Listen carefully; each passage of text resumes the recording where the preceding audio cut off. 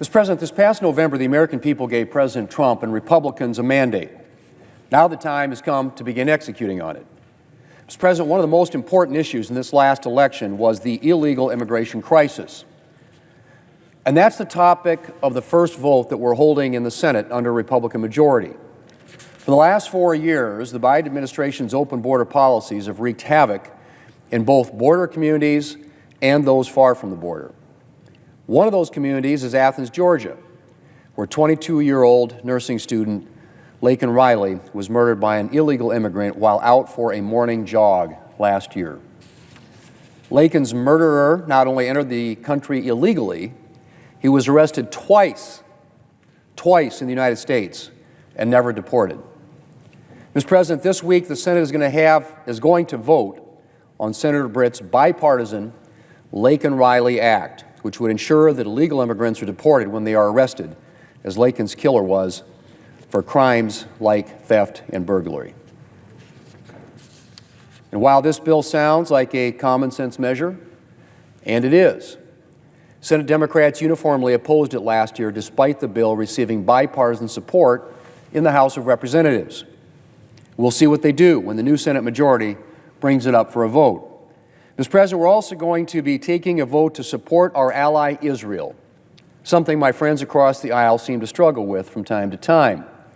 After the International Criminal Court issued arrest warrants for Israel's Prime Minister and Foreign Defense Minister in November, I called on the Democrat leader to bring up an ICC sanctions bill that had already passed the House, again with bipartisan support. The ICC's rogue actions only enable the terrorists who seek to wipe Israel off the map, and they cannot be allowed to stand unchecked. In November, I promised that if Leader Schumer wouldn't bring the ICC sanctions bill to the floor, Republicans would. And we'll soon fulfill that promise and have a vote to support our ally Israel. Mr. President, senators can also expect to vote on another common-sense measure this month, as thousands of pro-life Americans come to Washington for the 52nd annual March for Life. We'll take up the Born Alive Abortion Survivors Protection Act. This straightforward bill simply states that a baby born alive after an attempted abortion is entitled to the same protection and medical care that any other newborn baby is entitled to. This vote will ask Democrats to answer whether a living baby born after an attempted abortion should be provided with medical care or be left to die. It shouldn't be a hard question. Mr. President, the Senate will also be working to get President Trump's team in place. Beginning next week, Senate committees will hold hearings on the President's nominees. We will work to ensure each nominee has a fair process without unnecessary delays or obstruction. And we will confirm those nominees swiftly so the Trump-Vance administration can hit the ground running. Finally, Mr. President, Republicans in Congress are hard at work preparing to address some key priorities through the budget reconciliation process. We have a lot to do there. To begin with, the border security policies we expect President Trump to implement will need to be fully funded to maximize their effectiveness.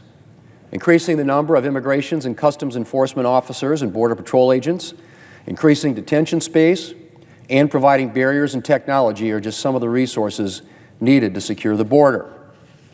Mr. President, border security is one key part of providing for our national security. Investing in our military is another. And we're working on investing in improvements to military readiness that will help restore American strength so that we can deter our adversaries and keep the peace. We're also going to invest in American energy dominance. Energy security plays a key role in our national security, and Republicans plan to use budget reconciliation to help advance American energy production. Another priority is extending the tax relief that Republicans delivered during the first Trump administration.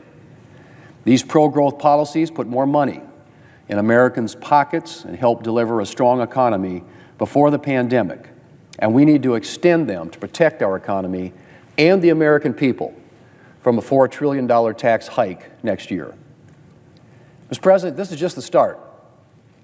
We have a lot of work to do, but the American people have chosen the right team to get it done.